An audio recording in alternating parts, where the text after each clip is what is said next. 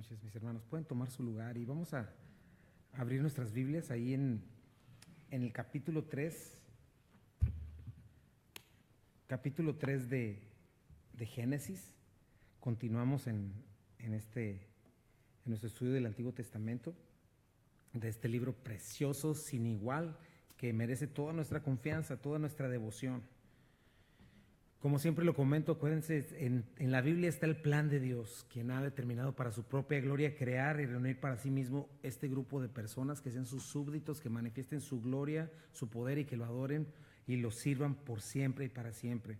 Y Dios va a desplegar a través de nosotros, de este plan, toda su sabiduría, su poder, su gracia, su misericordia, su amor, su paciencia, todo lo que es Él, cuando nos redima del pecado. Eso es lo que vamos a estar viendo. Y Génesis es el principio de principios. ¿Te acuerdas qué significa Génesis? Principio, orígenes, engendramiento. Junto con Apocalipsis son las dos tapas de toda la Biblia. Y este capítulo es fundamental, todos estos capítulos son fundamentales para nuestra fe. Acuérdate, si tú no crees en los primeros capítulos, y desde el primer versículo de Génesis, ¿cómo vas a poder creer que Cristo resucitó? ¿Cómo vas a poder que caminó sobre el agua, que resucitó muertos, que detuvo la tempestad? Dios es Dios todopoderoso, crea todo en 6 días. Este Dios creativo, lleno de amor, nos crea con propósito, imagen, con propósito, con destino, y nos crea todo el universo en un plazo de 6 días, de 24 horas cada uno, por fiat. No existe tal cosa como largos periodos de tiempo, no es así. En 6 días de 24 horas. Y bueno, hace la corona de su creación, crea la humanidad, ¿verdad? Una humanidad perfecta. Todo era perfecto en ese momento. Perfecta paz, no había muerte, no había hostilidad, no había una sola pizca de mal. No había todo este rollo de la ley del más fuerte, no había desastres naturales, no había enfermedades, todo era perfecto. Un mundo ideal, un matrimonio perfecto, una sociedad perfecta, un ambiente perfecto. Y ahorita nos es difícil imaginar eso, ¿no? Nos es difícil imaginarlo porque pues hoy todo lo que vemos está manchado por el pecado. Entonces hemos visto cómo la doctrina evolucionista no nos puede dar una respuesta. Finalmente termina quitando todo lo que es moral o espiritual y finalmente ya no hay ni bien ni mal, y eso nos hace pues no tener propósito ni por qué estar aquí. Entonces es bien importante esto, ¿no? Cómo Dios nos ha formado con un propósito. Pero entonces, ¿de dónde viene esta experiencia de que hagamos lo que hagamos, no podemos librarnos de la maldad por nosotros mismos, ¿no? ¿Por qué el pecado nos arrastra, nos empuja con un látigo, literalmente? Bueno, esta es la respuesta. En este capítulo 3 está el origen de la maldad, el origen de la religión, el origen de por qué el ser humano muere. Aquí comienza precisamente esto, con algo que conocemos. Y vimos la primera parte la semana pasada, ¿no? La caída del ser humano y la táctica de Satanás. Cómo Satanás engaña a Eva le da de comer a Adán y los dos quedan engañados. Y bueno, vimos en primer lugar al originador del mal. Vimos cómo Eva se engancha en una conversación con el que nunca debió haber tenido y al final queda engañada. Duda del Señor, duda de su palabra. Satanás, ya cuando lo ve con esa duda, ataca frontalmente la verdad de Dios, ataca frontalmente el carácter de Dios. Ella es seducida y cae. Y lo único que recibe no es lo que Satanás le decía, serás como Dios, no. Solo ve muerte y esclavitud. Y la religión comienza, ¿no? Se intentan vestirse con hojas de higuera. Pero vemos algo bien bonito. Dios toma la iniciativa y amorosa y pacientemente los llama al arrepentimiento, ¿no? Ellos se esconden, Dios los llama y cuando ya están ahí se justifican, se echan la culpa el uno al otro. Vemos a un Dios bien paciente, no trayéndoles así con una cara de enojado, sino como un padre dolido en su corazón. ¿Qué hicieron? ¿Dónde estás, Adán? ¿No? Y vemos esto, ¿no? Se encuentran ya perdidos, se encuentran en un lugar que un día Dios lo creó para su deleite. Ya no están cómodos ahí, descubren el miedo, descubren la vergüenza, la culpa, la dureza de corazón, el enojo, el desengaño, culpan a Dios, se culpan unos a otros, ¿no? Y de ser perfectos, de ser inocentes, todo esto cambia. De hecho, nuestros ancestros nunca volvieron a hacer los mismos, y nosotros pues venimos ya marcados por ellos, ¿no? Su naturaleza más profunda cambió. No solamente murió su espíritu, quedaron destituidos de la gloria de Dios y hubo cosas que afectaron la creación entera, ¿no? Que es lo que vemos hoy. Y eso es lo que vamos a estar aprendiendo, ¿no? Que así es el pecado. El pecado no solo nos daña espiritualmente. Ahorita vamos a ver cómo nos daña anímicamente, nos daña físicamente y afecta todo lo que nos rodea, matrimonios, nuestros hijos, nuestro trabajo, absolutamente todo lo que vemos está afectado por el pecado. Y hoy vamos a ver esto, ¿no? Las consecuencias y la maldición de la caída. Ese es el nombre del mensaje de hoy. La caída, la consecuencia y la maldición, nuestra segunda parte. Eso es lo que vimos la semana pasada, ¿no? Y vemos cómo Dios llama a Adán como el responsable. Él culpa a su esposa y a Dios. La mujer culpa a la serpiente y después de buscar arrepentimiento en ellos, si confesión no los haya, el Dios juez santo y perfecto procede a dar su veredicto y la advertencia de lo que pasó, de lo que realmente sucedió, no lo que la serpiente prometió. Vamos a darle lectura entonces a estos últimos versículos, desde el capítulo 14, capítulo 3, dice así: y Jehová Dios dijo a la serpiente: por cuanto esto hiciste, maldita serás entre todas las bestias y entre todos los animales del campo. Sobre tu pecho andarás y polvo comerás todos los días de tu vida. Y pondré enemistad entre ti y la mujer, y entre tu simiente y la simiente suya. Esta te herirá en la cabeza y tú le herirás en el calcañar. A la mujer dijo: multiplicaré en gran manera los dolores en tus preñeces. Con dolor darás a luz a tus hijos, y tu deseo será para tu marido, y él se enseñoreará de ti. Y al hombre dijo: por cuanto obedeciste la voz de tu mujer y comiste del árbol que te mandé diciendo, no comerás de él, maldita será la tierra por tu causa. Con dolor comerás de ella todos los días de tu vida. Espinos y cardos te producirá y comerás plantas del campo. Con el sudor de tu rostro comerás el pan hasta que vuelvas a la tierra, porque de ella fuiste tomado, pues polvo eres y al polvo volverás. Y llamó a Adán el nombre de su mujer Eva, por cuanto ella era madre de todos los vivientes. Y Jehová Dios hizo al hombre y a su mujer túnicas de pieles y los vistió. Y dijo Jehová Dios: he aquí el hombre es como uno de nosotros, sabiendo el bien y el mal. Ahora pues, que no alargue su mano y tome también del árbol de la vida y coma y viva para siempre. Y lo sacó Jehová del huerto del Edén para que labrase la tierra del que fue tomado. Echó pues fuera al hombre y puso al oriente del huerto de Edén querubines y una espada encendida que se revolvía por todos lados para guardar el camino del árbol de la vida. Bendice tu palabra, Señor. Bendícela, Señor. Bendice a mis hermanos, todos los que escuchen esta palabra, en el nombre de Jesús. Amén. Entonces vemos cómo Dios llama a Adán como el responsable y da su veredicto. Comienza con la serpiente. Mi primer punto es ese: Dios maldice a la serpiente físicamente y nos deja un recordatorio de lo que hace el pecado. El versículo 14 dice: y Jehová Dios dijo a la serpiente: por cuanto esto hiciste, maldita serás entre todas las bestias y entre todos los animales del campo. Sobre tu pecho andarás y polvo comerás todos los días de tu vida. Y esta serpiente, estrictamente como animal, definitivamente no era como la vemos hoy, no eran las mismas serpientes de hoy. Pero algo sí vemos: no se arrastraba por el piso. Eso no había sucedido hasta ese momento, ¿no? Probablemente su manera de moverse era como un dragón, porque es lo que vimos en la Biblia, como describe a Satanás, le dice la serpiente antigua, el dragón. Claro que necesitas quitar de tu mente todas esas películas de Disney y Hollywood, ¿no? Porque hacen una leyenda y hacen cosas de este tipo de seres. Pero esto no fue una leyenda. Y como te lo he venido explicando, es una tierra que no conocimos, porque todo fue destruido en el diluvio. Pero sí hay fósiles, hay seres marinos, hay animales que ya no existen hoy en día, ¿no? Y las montañas más altas que hoy hay en la tierra, hay fósiles ahí donde muestran que verdaderamente todo estuvo bajo tierra, ¿no? Es real.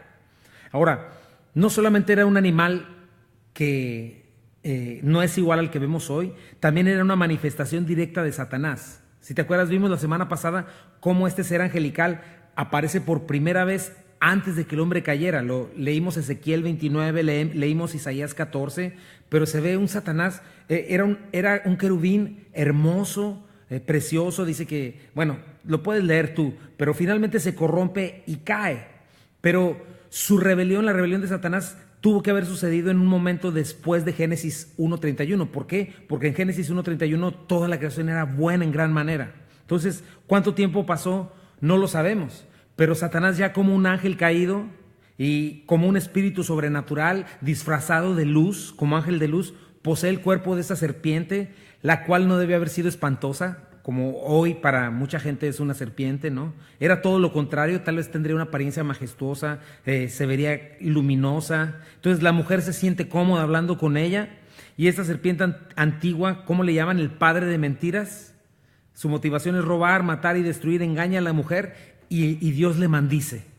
Entonces, la maldice, número uno, la maldice especialmente de todas las bestias y animales del campo. Y yo me podía pensar, ¿por qué maldice al animal? Bueno, yo pienso por varias cosas. En primer lugar, ya toda la creación estaba maldecida o maldita, pero esta serpiente le da una maldición de un modo muy especial, porque físicamente cambia su cuerpo, la degrada, la humilla. Y ahora, hoy en día las serpientes en alguna manera, e incluso en la Biblia, representan algo odioso, repugnante, algo bajo, es lo que representa, ¿no? ¿Cómo le dicen a una persona para darle un piropo?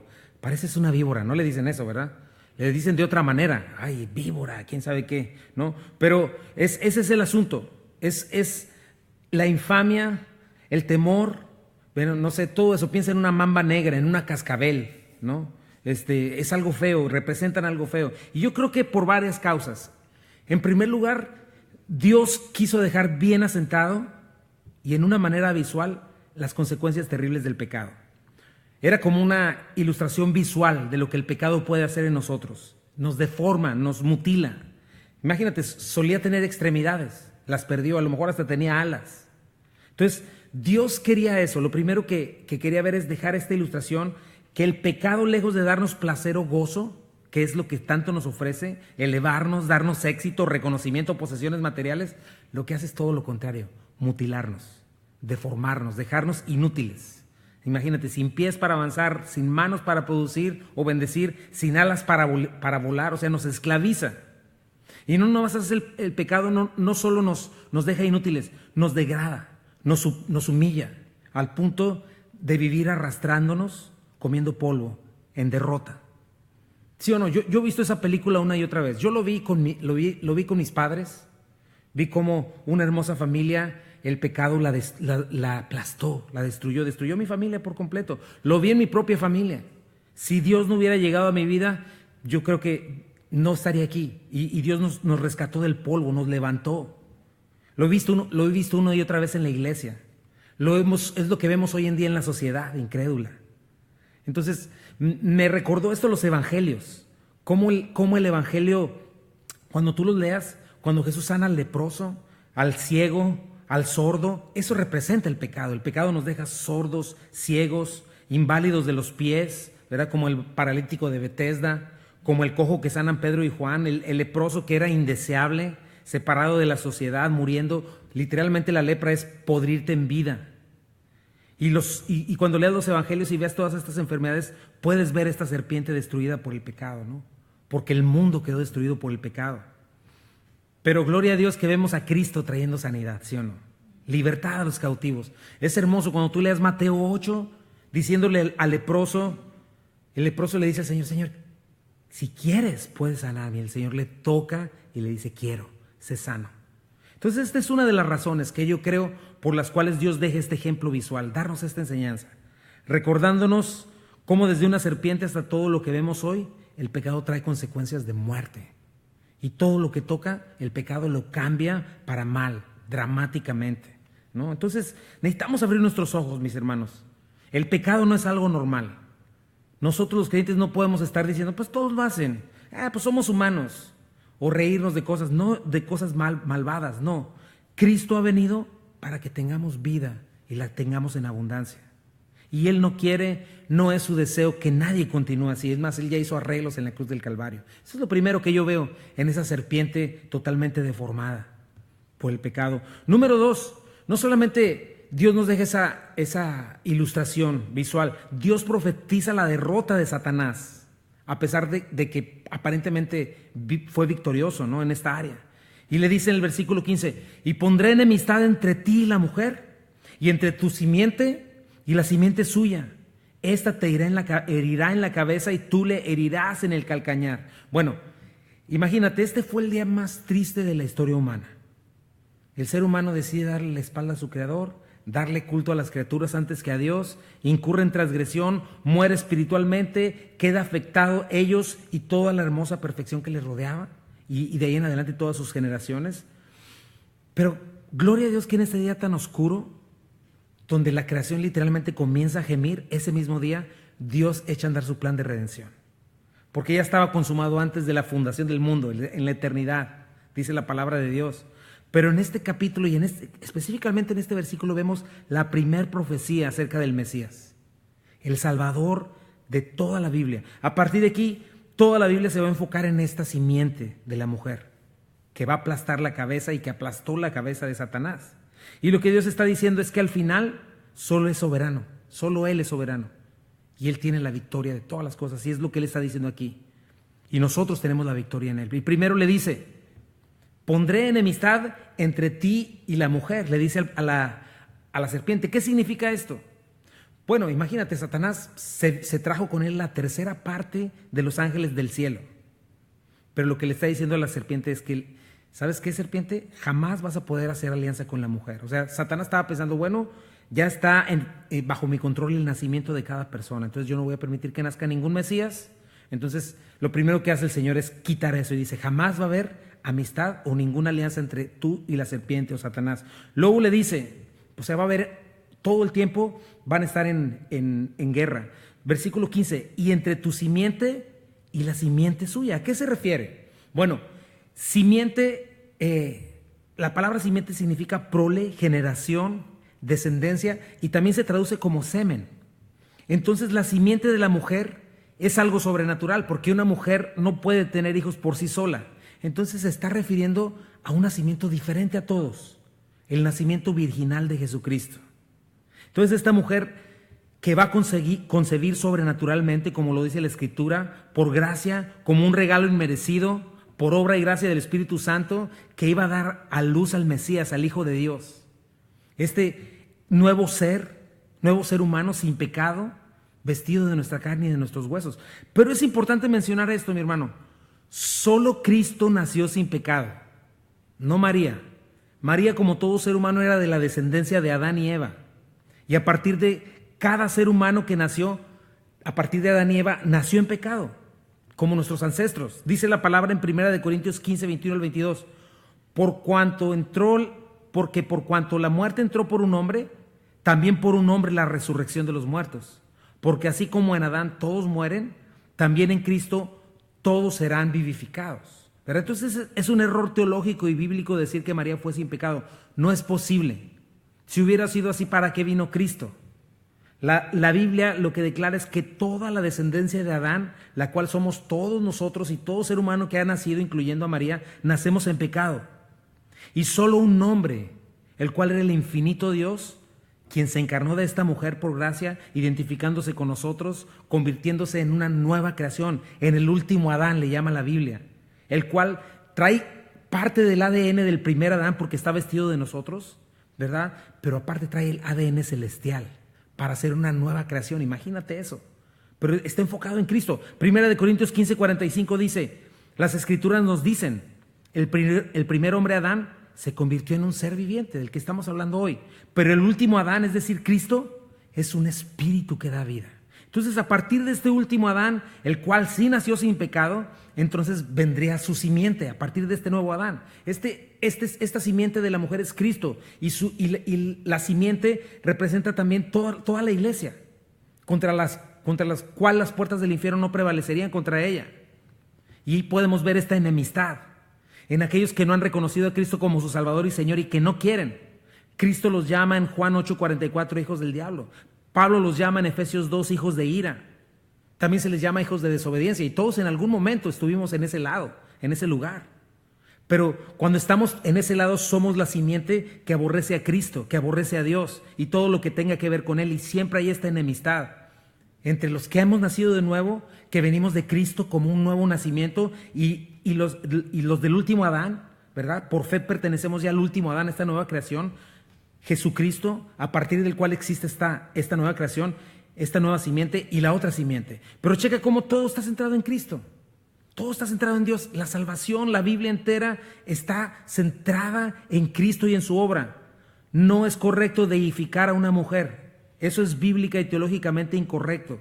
Es oscurecer el poder y la gracia de Dios, es torcer el plan divino de la redención humana, la cual descansa en un único autor y consumador de nuestra fe, el cual es Jesucristo. No hay tal cosa como una mujer sin pecado, siempre virgen o corredentora. Eso no lo enseña la Biblia. Y me gusta verlo aquí y lo quise comentar porque hay una canción que habla de eso. Génesis 3:15 dice así: esta te herirá en la cabeza y tú le herirás en el calcañar, porque esa canción dice que es la mujer la que herirá la cabeza de la serpiente, y no es la mujer la que va a herir la cabeza de la serpiente. ¿Quién es? La simiente de la mujer. ¿Y quién es esa simiente? Cristo. Y la descendencia de los que estamos en Cristo. Pero no sin que esta simiente padeciera por nuestras maldades, ¿verdad? ¿Por qué? Porque ella le va a herir, la serpiente va a herir el talón de Cristo, ese es el calcañar, ¿verdad? ¿Cómo mordió el calcañar de Cristo? Pues la muerte que sufrió Cristo en su cuerpo. Cristo tuvo que cargar con la consecuencia de la desobediencia de estos dos primeros seres humanos de la historia. Además, Cristo pagó con el pecado de cada descendiente de Adán y Eva. Imagínate, todo ese dolor, angustia, temor, vergüenza fue cargado en Cristo. Satanás lastimó con nuestro pecado, con nuestra desobediencia, el talón de Jesucristo en la cruz del Calvario. Fue nuestro pecado. Isaías 53, 4 al 6 dice: ciertamente llevó él nuestras enfermedades y sufrió nuestros dolores, y nosotros le tuvimos por azotado, por herido de Dios y abatido.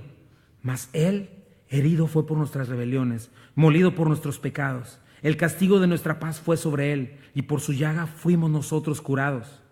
Todos nosotros nos descarriamos como ovejas, cada cual se apartó por su camino, mas Jehová cargó en él el pecado de todos nosotros. Ahí es donde la serpiente está mordiendo el calcañar o el talón de Cristo. Pero finalmente, su aparente derrota en la cruz, como su aparente victoria en este momento, fue la mayor victoria de todas.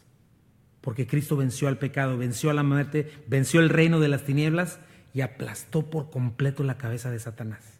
¿Qué significa? Cabeza es reinado, la guía, la potestad de las tinieblas.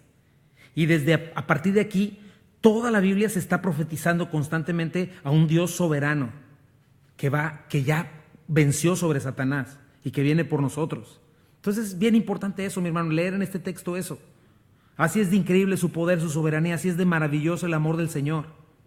Checa nada más, Adán y Eva acaban de echarlo todo a perder, pero desde ese mismo instante el Señor ya está dando el evangelio, su plan de salvación. En este momento ya está maldita la creación. Ellos ya están probando el desengaño, la muerte, pero en ese mismo instante ya están escuchando un mensaje de esperanza, de un gran Dios, justo, pero a la vez misericordioso. Entonces esto es el evangelio, mis hermanos, por eso son buenas noticias. De eso se trata el evangelio, de Cristo. No es un evangelio de codicia, de comodidad, en un mundo que de por sí no va a permanecer porque está caído. El evangelio se trata de un Salvador que vino a buscar lo que se había perdido. Entonces no tenemos que comprar otro evangelio. Y si no entiendes este evangelio, entonces sigues perdido, sigues ciego, porque nuestra mayor necesidad como seres humanos es ser salvos precisamente del pecado y de la maldad. Piensa en todo Edén, todo lo maravilloso que era y todo lo que se perdió. Entonces, desde el primer momento de la historia humana, muerta en sus delitos y pecados, Dios ya está diciendo: tú vas a aplastar la serpiente, Jesucristo. Ya está declarando la victoria sobre la muerte y aplastar al enemigo. Dice Colosenses 2, 13 al 15, dice: ustedes estaban muertos a causa de sus pecados porque aún no les habían quitado la naturaleza pecaminosa. Entonces Dios les dio vida con Cristo al perdonar todos nuestros pecados. Él anuló el acta con los cargos que había contra nosotros y la eliminó clavándola en la cruz. De esa manera desarmó, aplastó, ¿verdad?, a los gobernantes y a las autoridades espirituales, la cabeza de Satanás. Los avergonzó públicamente con su victoria sobre ellos en la cruz. Entonces es lo que está diciendo el Señor en este momento. La simiente de la mujer, Cristo, va a aplastar su cabeza. Y hoy los creyentes estamos participando de ese aplastamiento sobre Satanás. Porque junto con su Salvador y debido a su obra consumada en la cruz, nosotros somos parte de esa simiente. Romanos 16, 20 dice: y el Dios de paz aplastará en breve a Satanás bajo vuestros pies. ¿Bajo los pies de quién? Nosotros, la iglesia, quien nuestra cabeza es Jesucristo. Entonces tenemos esperanza, mis hermanos, a pesar de esta situación. De hecho, ¿sabías que para una mujer judía, por ejemplo, el ser estéril es una maldición?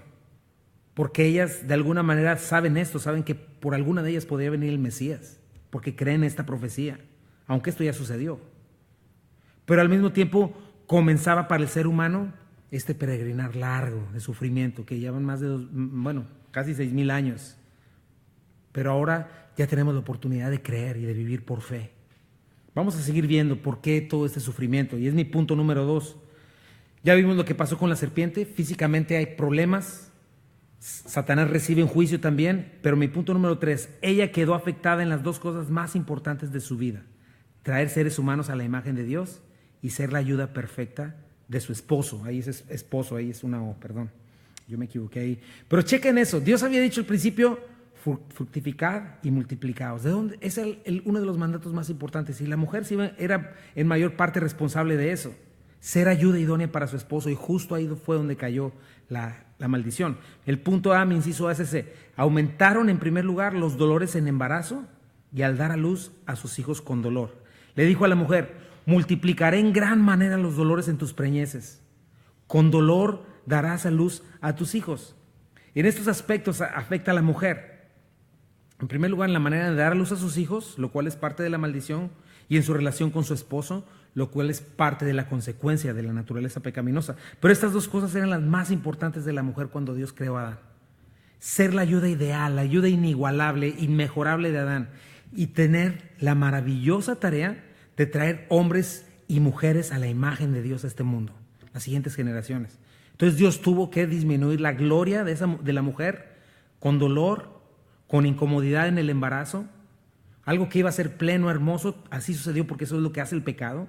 Y junto con el dolor del parto, le serviría a la mujer, todo esto le iba a servir a la mujer como un constante recordatorio de que una mujer dio nacimiento al pecado a la raza humana. Y ese pecado es transmitido a todos sus hijos, los cuales cada hijo que nace de tu vientre nace con una sentencia de muerte. Y era un recordatorio, todo ese dolor, toda esa incomodidad es recordar eso, lo que se abandonó en Edén.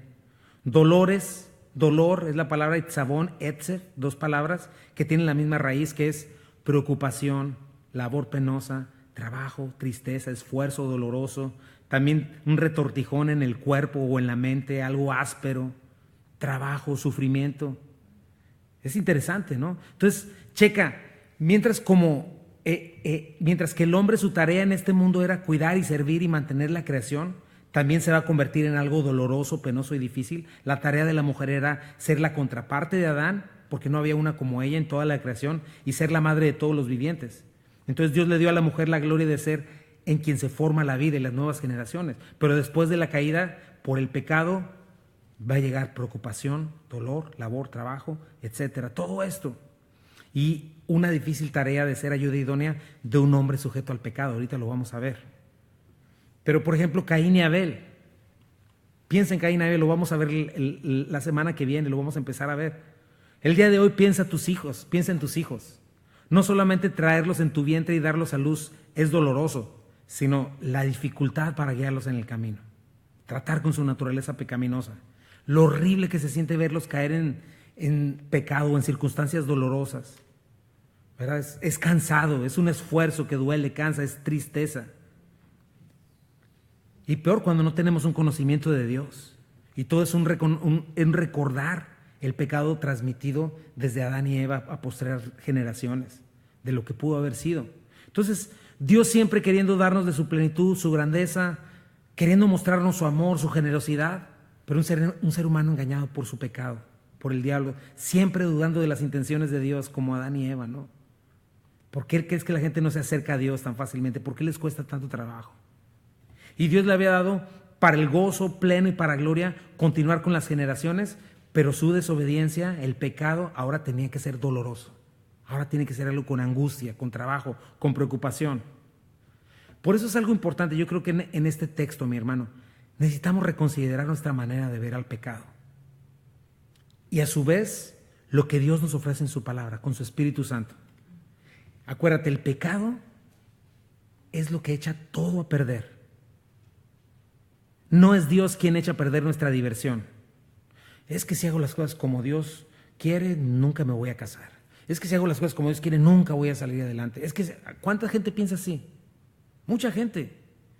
Pero no es Dios el que echa a perder nuestra diversión o nuestras vidas. Es otro el que nos engaña, haciéndonos hacer cosas que nos llevan a esto que llevó a Eva y a Adán. Entonces imagínate, hijos siempre desobedientes, todo esto. Pero en aquellos tiempos, piensa en eso, Dios había pensado en hijos muy obedientes, bien portados, embarazos sin dolor, no sé si iba a haber un drive-thru donde solo los iban a entregar, ¿verdad? Destinado a tener plenitud y gozo en la relación con tus hijos. Ahora, ¿cuántas generaciones se están perdiendo? Hijos literalmente que aborrecen a sus padres. Padres que igualmente aborrecen a sus hijos porque no los instruyen en la verdad. Ahora, no solamente disminuyó su gloria de traer hijos a la imagen de Dios. Número 2, inciso B, su tarea de ser la ayuda ideal ya sería difícil y dolorosa. Y dice, y tu deseo será para tu marido y él se enseñoreará de ti. Esta es otra parte de la maldición de la mujer. Y también esta maldición es para el hombre. Porque la mujer había sido diseñada para ser la contraparte, ya te lo dije, para ser la contraparte perfecta y sin igual de su esposo. Pero por el pecado, ahora esto iba a ser difícil y le iba a traer dolor y sufrimiento.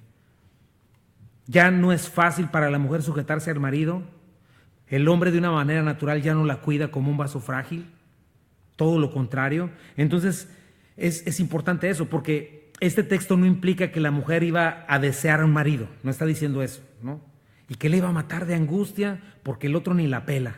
Bueno, si hay algo de cierto en eso, ¿verdad? Pero la realidad es que no es algo general. No todas las mujeres quieren un hombre con ellas y hay algunas que viven felices solteras. Pero sí hay una parte que afecta a todas las mujeres. Y eso nos puede dar luz en otro texto que vamos a ver en Génesis 4. Mira, por ejemplo, cuando Dios le habla a Caín acerca del pecado, dice Génesis 4:7, si bien hicieres, no serás enaltecido, y si no hicieres bien, el pecado está a la puerta, con todo a ti será su deseo y tú te enseñorearás de él. Otra versión lo dice así, para que lo entiendas, dice, serás aceptado si haces lo correcto, pero si te niegas a hacer lo correcto, entonces ten cuidado. El pecado está a la puerta, al acecho y ansioso por controlarte, pero tú debes dominarlo y ser su amo. En otra versión, Génesis 3:16 dice así, luego le dijo a la mujer, haré más agudo el dolor de tu embarazo y con dolor darás a luz. Y desearás controlar a tu marido, pero él gobernará sobre ti. Todo eso es parte de la caída. Imagínate, Eva, una dulce mujer, respetuosa, confiada en su marido, su ayuda ideal, de forma natural hacía todas estas cosas sin ningún problema. Ahora sí que verdaderamente la mujer antes de la caída era sujeta y sin jeta, ¿no? Pero ¿sabes qué? Ahora iba a batallar para hacerlo. Y este proceso le iba a causar sufrimiento. Y a su esposo junto con ella, claro. Porque ahora los dos tienen una naturaleza pecaminosa que vencer, que nos hace infelices. Entonces la mujer ahora iba a querer tomar control. No va a querer sujetarse a su marido. Va a pretender vivir independiente de su marido. Y esa es parte de la consecuencia. Todo lo contrario de lo que Dios había diseñado al principio. Ir en contra de lo que Dios había dicho, ¿no? Sufrimiento, dolor. Hoy en día vemos, por ejemplo, el movimiento feminista, igualdad de sexos, todo este desastre que se ha venido dando y que afecta a cada mujer, confunde a los hijos, destruye la sociedad. Todo eso es producto del pecado, ¿no? Como el mundo nos lo vende hoy, no. Mujer, tienes que superarte, liberarte, tienes que ser triunfadora, rica, dueña de tu futuro, independiente de tu esposo. Y al final, mujeres sin esposo, hijos abandonados, una sociedad echada a perder. Y todo es parte de esa naturaleza pecaminosa, podrida, porque no es lo que Dios quiso. Y el resultado de todo esto, se ha comprobado que cada día está peor la familia. Más todavía se aumenta con todo esto de las relaciones homosexuales. Pero piensa en eso, el resultado del pecado nunca va a ser el que espera, siempre va a ser lo peor. Y esa es una de las más grandes problemáticas que veo yo del matrimonio, que ustedes ven, pues todos tenemos uno, ¿no? Cuando Dios diseñó a la mujer fue para complementar al marido, para hacerlos plenos, para que fuesen uno. Pero después de la caída y de la maldición, se echó todo a perder.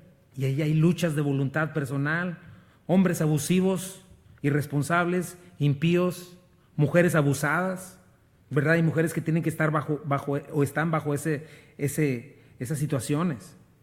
De hecho, si ves en cada cultura de la historia, la mujer no le ha ido bien, incluyendo en la nuestra. Hoy en día la mujer es tratada como un objeto, como una esclava sexual. En algunas culturas, por ejemplo, ¿sabes qué hacían? Cuando nacía una mujer, cuando nació un hombre, hacían una fiesta. Y cuando nacía una mujer, le echaban al río. O sea, todo este asunto es parte de la naturaleza pecaminosa, del pecado. Y es toda esta historia de rebeldía y de abuso. Aquí comenzó, pero no es lo que Dios planeó, es lo que el hombre escogió. Por eso solamente hay uno solo que tiene el poder de revertir el poder del pecado y la muerte. ¿Y sabes quién es? Jesucristo. Y Él ya arregló este problema en la cruz.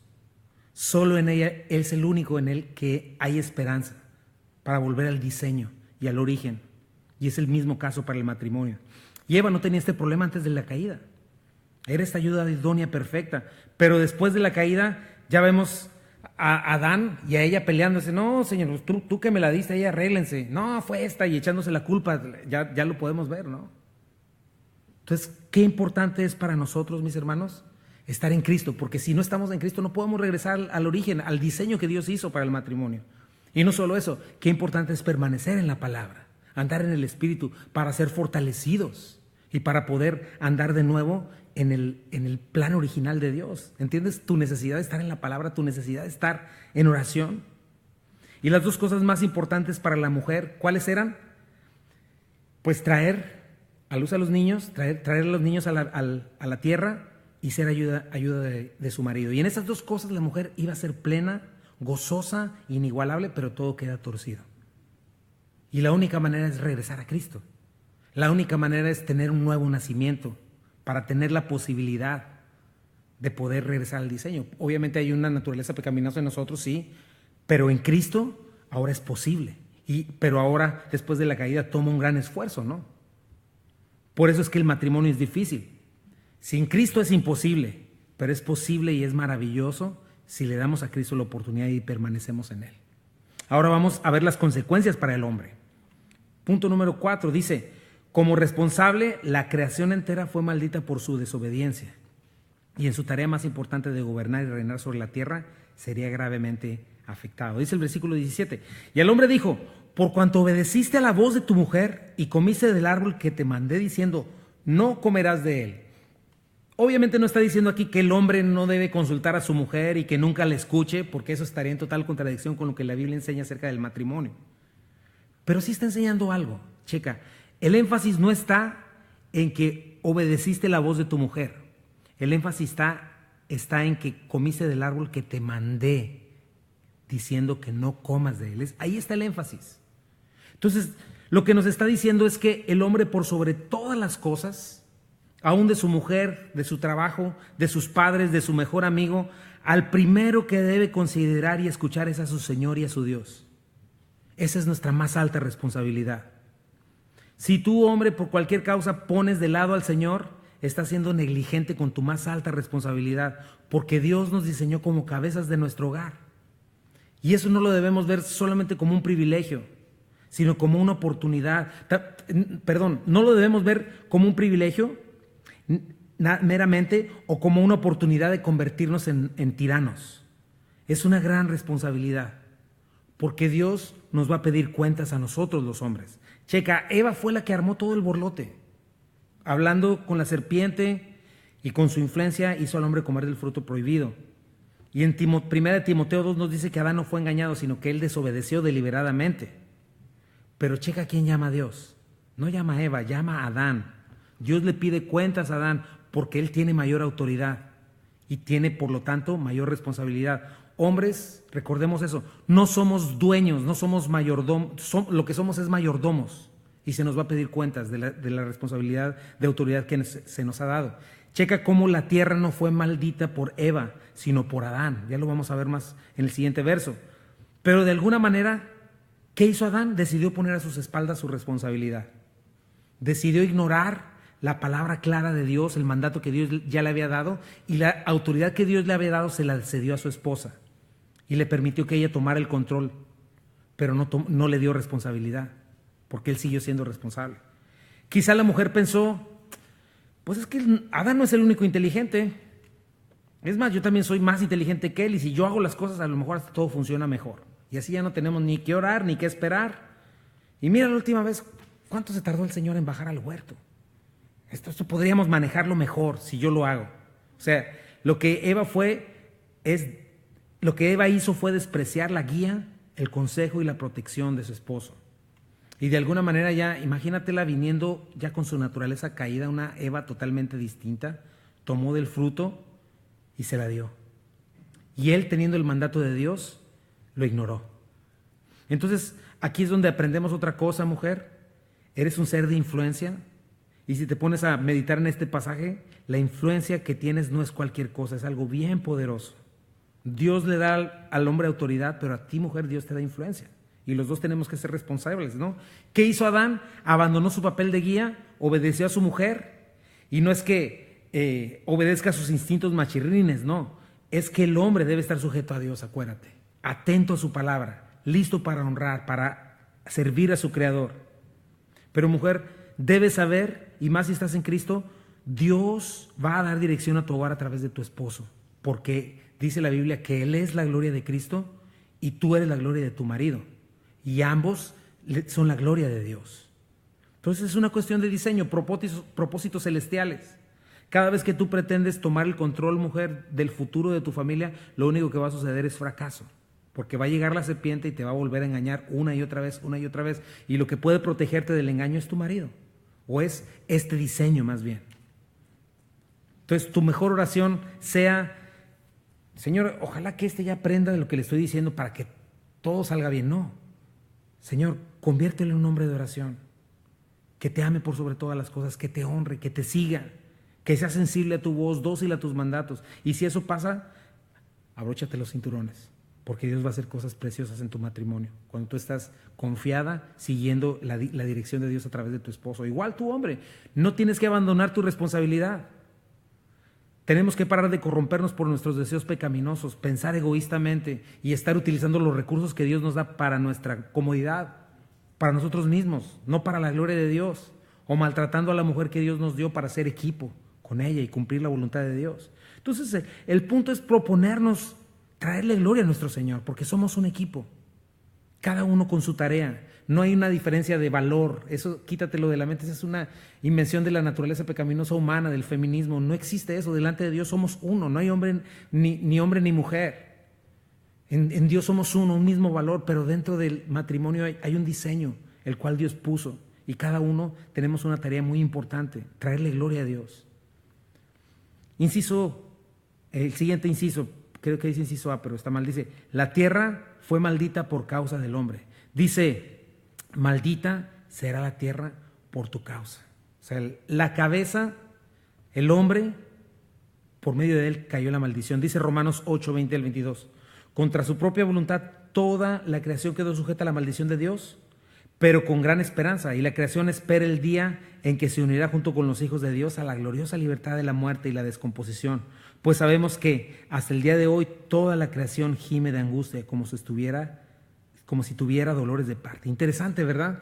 Cómo no nada más la mujer tiene dolores de parto. No solamente el ser humano está sufriendo por el pecado, la creación entera sufre como si tuviera dolores de parto. Entonces toda la creación está sujeta a maldición y espera la manifestación de los hijos de Dios. Y en ese momento, cuando regrese Cristo e instare su reino, la maldición va a ser completamente revertida. Entonces, checa el poder del pecado, mi hermano, la desobediencia,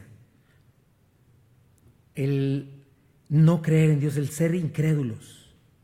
Desde el ciclo más básico, imagínate, nacer, reproducir y morir ya es una cuestión de la maldición.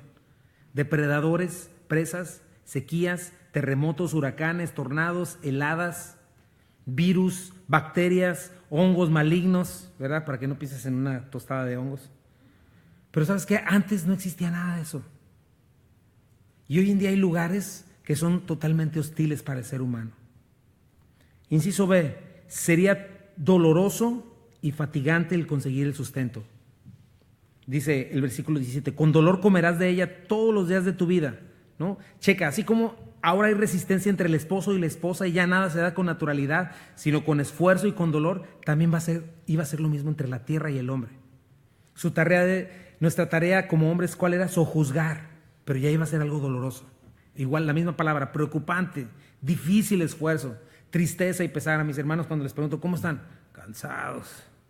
Porque sí, hay mucho trabajo, ¿no? Hoy en día no somos granjeros, pero todos salimos a trabajar para el sustento del día.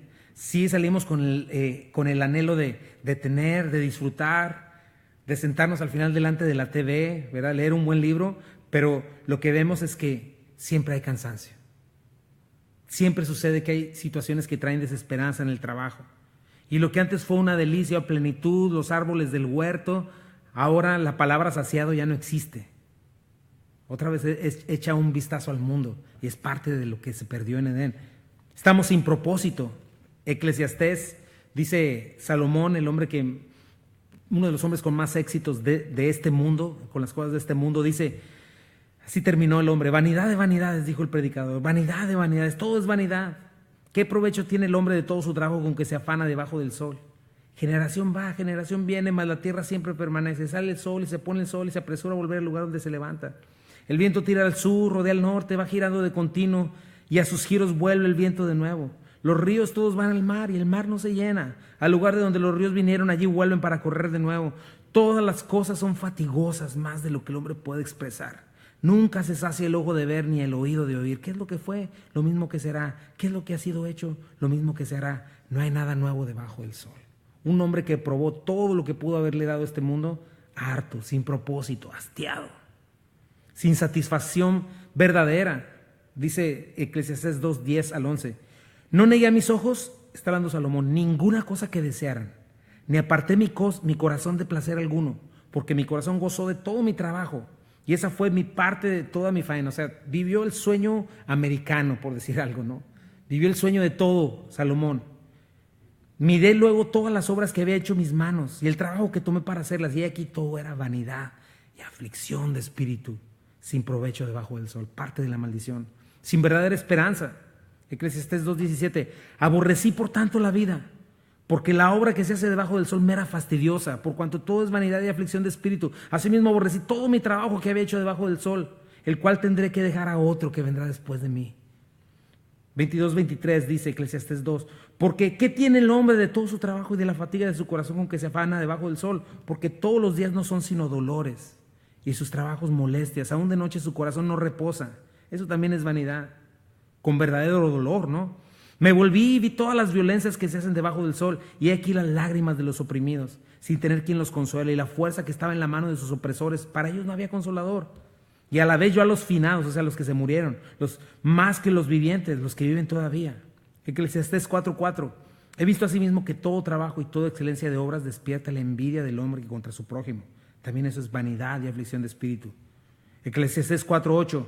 Está un hombre solo y sin sucesor, que no tiene hijo ni hermano, pero nunca cesa de trabajar, ni sus ojos se sacian de sus riquezas, ni se pregunta ¿para quién trabajo yo? Y defraudo mi alma del bien. También esto es vanidad y duro trabajo.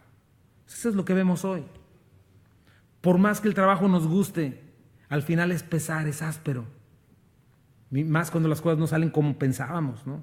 Parte de la maldición. Inciso C. La tierra que un día se daba con generosidad, ahora se negará su fruto. Dice, espinos y cardos te producirá y comerás plantas del campo. O sea, así como un hombre ya no se le da fácilmente proteger a su esposa y una mujer no se le da fácilmente sujetarse, igual la tierra, ¿sabes qué? Ya no le va a dar al hombre lo que necesita con facilidad. En Edén que había variedad, delicia, maravilla, y de pronto allá no había hierbas malas, nada de eso. Se dice que en Edén, de donde surge una espina, en el Edén surgía una hermosa rosa, ¿no? Entonces, frutos exóticos, plantas deliciosas. Ahora el hombre tenía que inventar especias, sal, para sazonar cosas sin sabor, cosas amargas, una tierra hostil para que le dé su fruto, incómoda para cultivar. Ahora sí hay heladas, sequías que amenazan la cosecha, y eso lo podemos ver, transformar a nosotros, aunque no seamos granjeros, pero vivimos en una economía inestable, insegura, siempre con el peligro de que el ladrón venga y destruya. Una tierra que el ser humano idolatra, pero una tierra que es hostil en contra del hombre. Y hasta muchas veces el Señor les dijo a los israelitas, si ustedes hacen lo que me deshonra, la misma tierra los vomitará, o sea, una tierra también harta de nosotros. Entonces, a menos que regresemos a nuestro Señor y permanezcamos en Él y entendamos que el dinero y las posesiones no son Dios, no son los responsables de darnos seguridad o felicidad, sino es Dios, cuando regresamos a Cristo es cuando volvemos a tener esperanza para disfrutar lo que Dios nos da, sea poco o sea mucho. Entonces, checa, Adán, después de tener un fruto cultivado, perfecto control de calidad, ahora tiene que tomar una tierra maldecida. Y lo que se va a comer igual hasta le da indigestión, le da dolor de estómago, le enferma. Y la vida se convierte en un juego de azar. A ver qué le trae la suerte o el karma, como piensa el mundo, ¿no? Y todo eso es parte de la maldición, consecuencias de la desobediencia, del pecado. Multiplicarse, llenar la tierra y sojuzgarla, se convirtió en una tarea dolorosa y trabajosa. Y algo que me llamó mucho la atención, ¿sabes qué? Que de esos espinos que ahora produce una tierra maldita, es con las que nuestro Señor Jesucristo fue coronado. Una corona de espinas. No existían antes de la caída. Pero qué impresionante cómo en verdad el Señor cargó con la maldición hasta en su cabeza. Y recuperó el Edén. Inciso D dice, todos con una sentencia de muerte y sin sabor en esta tierra la cual no es nuestro hogar. Dice, con el sudor de tu rostro comerás el pan hasta que vuelvas a la tierra, porque de ella fuiste tomado, pues polvo eres y al polvo volverás. O sea, imagínate, Adán no se aburría, no se cansaba, no había mal clima, todo era perfecto. Pero ahora checa esta imagen de un hombre cansado, lleno de sudor, para conseguir el pan, el sustento. Y dice la palabra que así es cada día de nuestras vidas hasta que volvemos a la tumba. Trabajo arduo, afán, cansancio, muerte, vacío, falta de propósito, nacer, reproducirte, sobrevivir, agonizar y morir.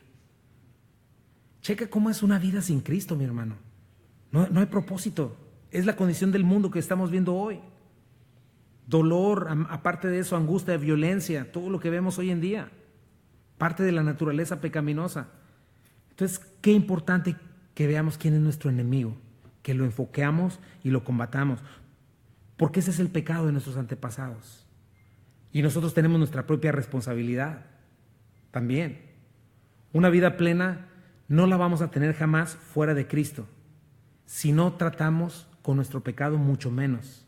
Porque hay promesas y hay advertencias. La Biblia está llena de advertencias de que debemos deshacernos de nuestro pecado. Obviamente primero entregarnos a Cristo y permanecer en Él para ser verdaderamente libres. Pero el hombre sin Cristo no tiene esperanza, está perdido, no tiene recursos. ¿De dónde va a sacar? Por eso la religión no ofrece ninguna solución, ninguna esperanza, ningún movimiento humano ofrece ninguna solución, ningún grupo. Solo Cristo, solo la fe, solo confiar en lo que Él ya hizo por nosotros. Y finalmente un hombre creado para la eternidad se convierte en un ser mortal. Claro, por la misericordia de Dios no murió inmediatamente, pero fue hecho susceptible a sufrimientos. ¿Sabes que los científicos no saben qué es lo que causa la muerte? Y es algo que no pueden ni jamás podrán resolver. Desde el momento en que nace una persona comienza una cuenta regresiva. Y cuando la gente es enterrada, comienza un proceso de descomposición hasta que la gente literalmente queda convertida otra vez en polvo. Y cuando la creman, el proceso sencillamente se acelera. Pero es lo que dice aquí, polvo eres y en polvo te convertirás. Peor aún, porque sin Cristo nuestra alma va a estar en el infierno. Y ahí sí el dolor y todas estas cosas no se van a ir como la gente piensa, no, pues ya me suicido y ya no. Va a aumentar crudo a su máximo nivel y por la eternidad. Y no quieres eso, ¿no? Pero una vez más, en Cristo hay esperanza. En Cristo este cuerpo desechable va a ser sembrado. Y por la fe, los creyentes en Cristo Jesús vamos a recibir un nuevo cuerpo, porque somos parte de una nueva creación, esta simiente de Eva. Hoy vemos solamente espiritualmente un nuevo nacimiento, un nuevo hombre en nosotros, pero en este día va a haber algo nuevo. Primera de Corintios 15 dice, en un momento, en un abrir y cerrar de ojos, a la final trompeta, porque se tocará la trompeta y los muertos serán resucitados incorruptibles. Checa, y nosotros seremos transformados. Porque es necesario que esto corruptible, que se va al polvo, se viste de incorrupción, y esto mortal se viste de inmortalidad. Y cuando esto corruptible se haya vestido de incorrupción, y esto mortal se haya vestido de inmortalidad, entonces se cumplirá la palabra que está escrita. Sorbida es la muerte en victoria. Se ve bien difícil esto, ¿verdad? Pero checa cómo cierra. Punto número 5, el primer acto de fe del hombre y el acto misericordioso de Dios. Y llamó a Adán al hombre su mujer, el nombre de su mujer Eva, por cuanto ella era madre de todos los vivientes. O sea, finalmente, ¿sabes qué sucede? Adán cree lo que escucha de parte de Dios. Porque ya no solamente la llama varona, la llama Eva, madre de todos los vivientes. O sea, finalmente Adán creyó en la promesa del Señor. Le llaman el protoevangelio. Cómo Dios proclama el evangelio y Adán en fe la llama, aunque ella había muerto por el pecado, la llama la madre de todos los vivientes. Entonces finalmente Adán redime y protege a su esposa en fe. Mira al cielo y cree, sé que de la descendencia de mi esposa va a llegar uno que va a aplastar la cabeza de la serpiente. Y es lo que sucedió y es lo que vamos a comenzar a ver en los siguientes capítulos. De aquí en adelante la historia de miles de años de pecado, de rebelión, degradación, al mismo tiempo paciencia, longanimidad, misericordia de parte de Dios. Dice el versículo 21, y Jehová Dios hizo al hombre y a su mujer túnicas de pieles y los vistió. Esta es otra cosa maravillosa, mis hermanos. Dios pudo haber desvanecido el mundo en ese instante. Adán y Eva merecían la muerte. Pudo haber comenzado todo de nuevo en otros 6 días. Sin embargo, Dios no se deshace de ellos. Aunque ellos pretenden vestirse ridículamente con hojas de higuera, Él los llama pacientemente. Imagínatelo con un corazón de un padre destrozado. No sé si te ha pasado, a mí me ha pasado, pero ver a nuestros hijos caer es horrible. Pero aún no los dejas de amar jamás. Los amas. Y Dios los amó tanto al punto de dar su vida por ellos, al punto de dar a su Hijo unigénito por ellos. Y para lo que ellos fue imposible, Dios toma la iniciativa. Porque Dios es el único que puede tomar la iniciativa de tomarlos y cubrir su vergüenza, cubrir su desnudez.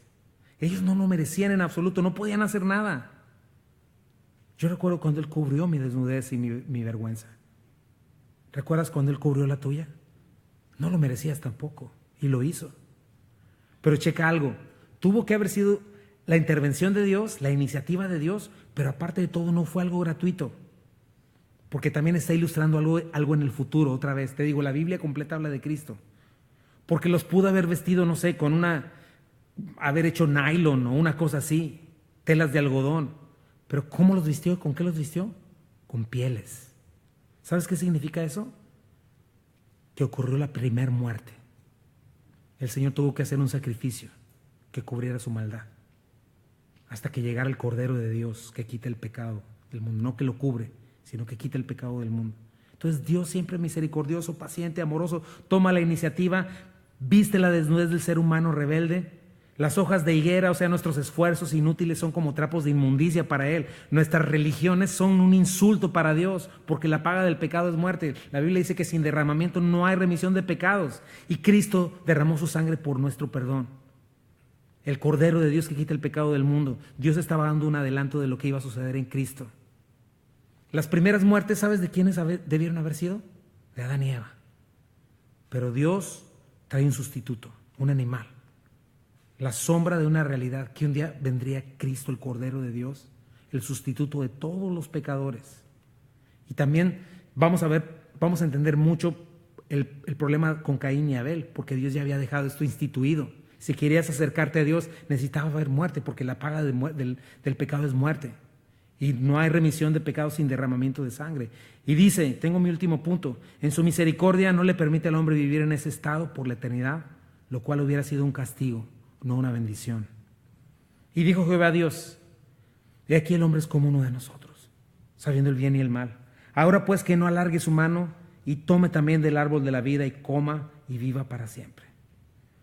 O sea, el hombre conoció y experimentó a la perfección el bien. Ya lo conocía, pero no le fue suficiente. Creyó a la serpiente, creyó que necesitaba conocer el mal para estar completo.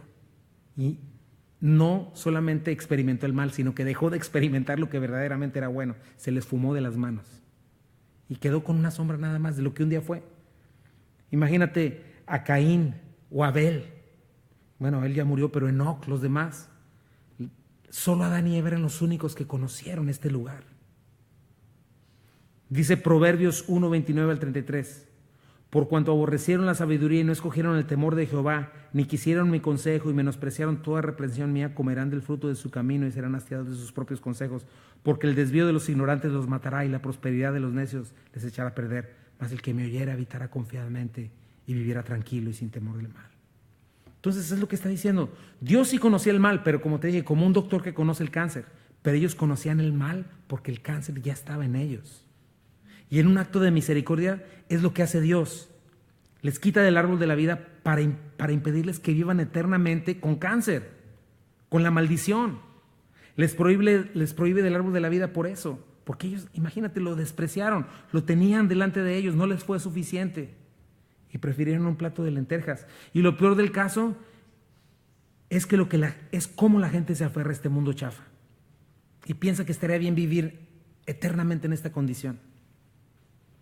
Obviamente porque está ciego, no conoce, está en tinieblas. Pero Dios tiene algo muy diferente para nosotros. ¿Y qué crees? El día de hoy tenemos este árbol de vida.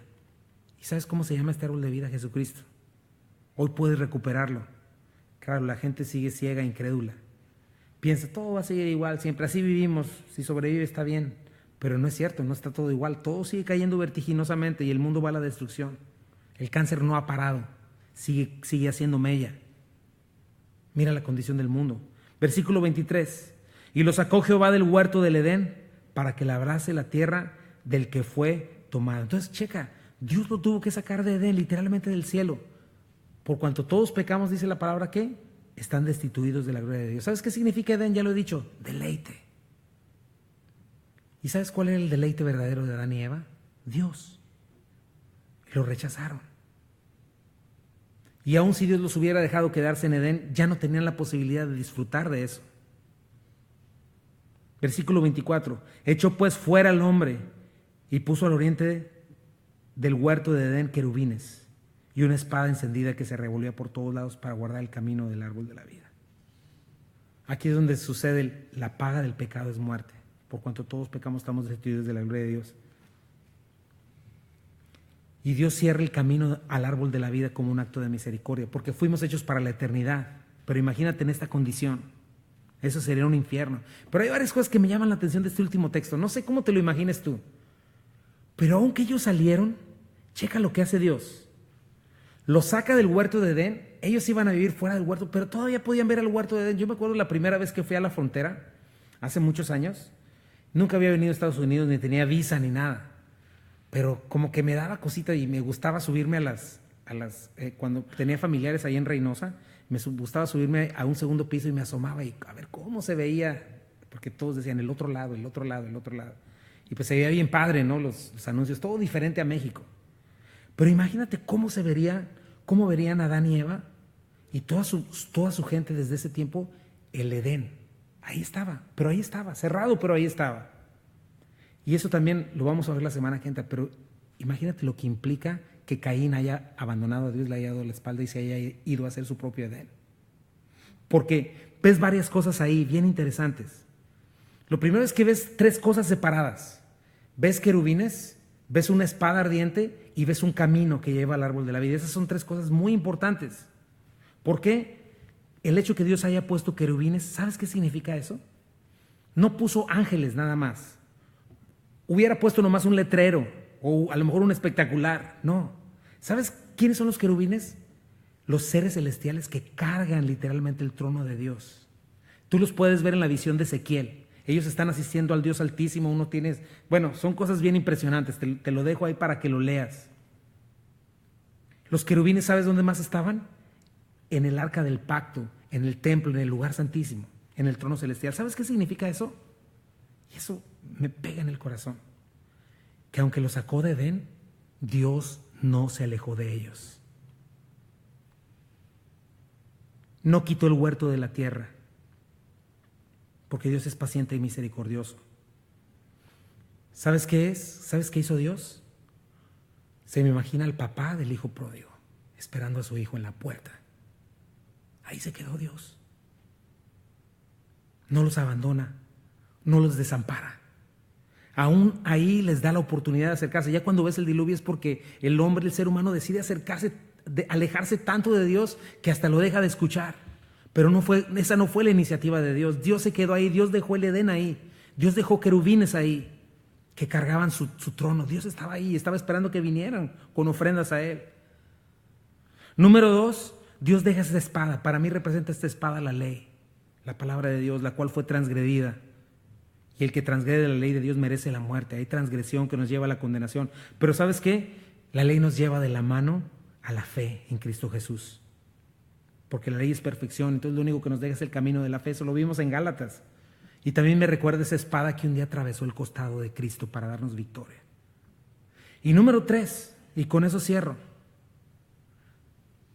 De todo Edén, que eran acres y acres de belleza, de magnificencia, solo hay una puerta y está al oriente. Cuando veas en el nuevo templo, en Apocalipsis o en Ezequiel, está la puerta oriental, que es donde va a entrar y salir Cristo, donde va a llegar. Y también hay otra cosa que puedo ver con esta puerta oriental, que solamente hay un camino al árbol de la vida, no hay dos. No existe tal cosa como todas las religiones llevan a Dios. No existe tal cosa como brincarse la barda con la religión o pretender justificarme delante de Dios en mis fuerzas. ¿Y sabes quién es ese camino? Jesucristo. Juan 14:6 dijo, Jesús le dijo, yo soy el camino y la verdad y la vida, y nadie viene al Padre sino por mí. Hechos 4:11, pues es Jesús a quien se referían las Escrituras cuando dicen, la piedra que ustedes los constructores rechazaron, ahora se ha convertido en la piedra principal, en ningún otro hay salvación. Dios no ha dado ningún otro nombre bajo el cielo mediante el cual podamos ser salvos. La Biblia lo declara. Primera de Timoteo 2:5, pues hay un solo Dios y un solo mediador que puede reconciliar a la humanidad con Dios, y es el hombre Cristo Jesús.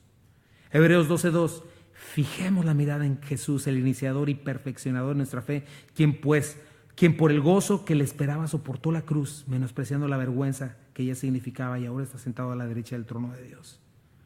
Mis hermanos, Cristo es el camino de regreso al Edén, al árbol de la vida. Ya fue recuperado en esa cruz, y la única manera es creer en Él. ¿Cuánto tiempo más estaremos dudando de lo que necesitamos en Él? ¿Cuánto tiempo más estaremos creyendo mentiras de Satanás y dudaremos de las intenciones de nuestro Salvador? ¿Cuánto tiempo más le daremos honra y crédito a este mundo maldecido o maldito que aborrece a nuestro Rey? El camino está abierto hoy y es solo a través de Cristo, el camino, la verdad y la vida. ¿Quién es Cristo? Hombres, mujeres, tan importante, venid al Señor. Vamos a orar. Y Señor Jesucristo, gracias por tu palabra, Señor. Gracias, Señor, porque nos recuerdas todas estas cosas tan maravillosas. Señor, me impresiona, Señor, cómo tu palabra verdaderamente es eterna, cómo verdaderamente tú la escribiste, Señor, y cómo todo cuadra a la perfección, Señor, como un rompecabezas perfecto, Señor. Y podemos entender, Señor, de dónde salió todo este sufrimiento, Señor. Somos, Señor, simiente de Adán y Eva, Señor, y la muerte está en nosotros, pero al mismo tiempo me gozo tanto, Señor. Nos gozamos tanto, Señor, de ahora ser la simiente, la nueva simiente en Cristo Jesús. Y esa simiente que tú, Cristo, te aplastaste la cabeza de esa serpiente, Señor.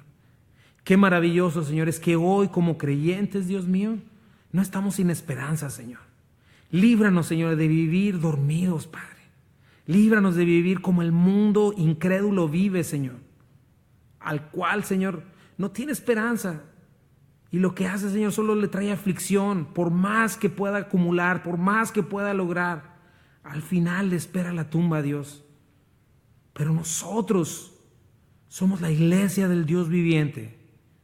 Nosotros somos esta nueva simiente, esta nueva creación de este postrer Adán, en el cual esperamos un nuevo cuerpo, una nueva vida, en el cual esperamos probar con nuestros propios labios, con nuestras propias manos, volver a probar de ese fruto precioso, Señor, del árbol de la vida, Dios. Un día estará en nuestras manos, Señor. Y un día sabremos lo que solo Adán y Eva pudieron entender y conocer, y que dejaron ir de sus manos, Señor, pero que hoy tenemos en plena seguridad. En plena seguridad, mi Rey, porque tú, Cristo Jesús, lo has hecho posible, Señor. Tú eres el camino al Padre y tú eres el camino, el único camino, Señor. Y esa espada ya no está revoloteando ahí. Ya está abierto el camino. Y esos querubines, Señor, qué bueno eres, Señor. Qué misericordioso eres, Señor, que cada vez que te fallamos, ahí estás tú, Señor. No nos abandonaste ni nos has abandonado. Nadie busca a Dios. Todos nos descarriamos como ovejas, cada cual se apartó por su camino. Mas tú cargaste en Cristo el pecado de todos nosotros, Señor, y nunca nos dejaste, ni en la hora más oscura de nuestras vidas, Señor. En todo tiempo estuviste, Señor. Estuviste esperando pacientemente como el padre de ese hijo pródigo, esperando a que regresáramos, Señor. Y el día que dimos la vuelta, ya estabas corriendo hacia nosotros, Señor. Gracias, mi Rey. Gracias, Señor. Gracias por tu palabra. Yo te pido, Señor, que levantes, Señor, de este pequeño grupo de gente, Señor. Gente que ama tu palabra, Señor, que la predica, Señor. Matrimonios, Señor, que glorifican tu nombre, Dios. Señor, que nos permita, Señor, tener el privilegio de ver muchos más venir a tus pies, Señor. Y que nosotros mismos, Señor, cada matrimonio, Padre, de aquí, de Calvary, Señor, pueda ser levantado, Señor. Y que un día muchas de estas sillas que están vacías puedan estar llenas, Señor, de gente, no solamente llenando sillas, Señor, sino en verdad amándote, sirviéndote, adorándote, Dios. Gracias por tu iglesia, Señor. Bendícenos, por favor, Padre hermoso. Eres precioso, Señor, que no querramos tener nada que ver con el pecado, Señor. Que entendamos que es nuestro enemigo, Señor. Si hay áreas en nuestras vidas que no hemos querido abandonar, vicios, Señor, que podamos hacerlos a un lado, Dios, porque solo sirven para destruirnos. Que podamos ver con tus ojos, Señor, que lo que no es bueno es nuestro enemigo, Dios. El pecado, y que en ti hoy, el día de hoy, podamos ser libres. Señor, bendice nuestras vidas. Sigue bendiciendo cada jueves, Padre, y gracias por tu palabra. En el nombre maravilloso, precioso de Jesús. Amén. Dios les bendiga, mis hermanos.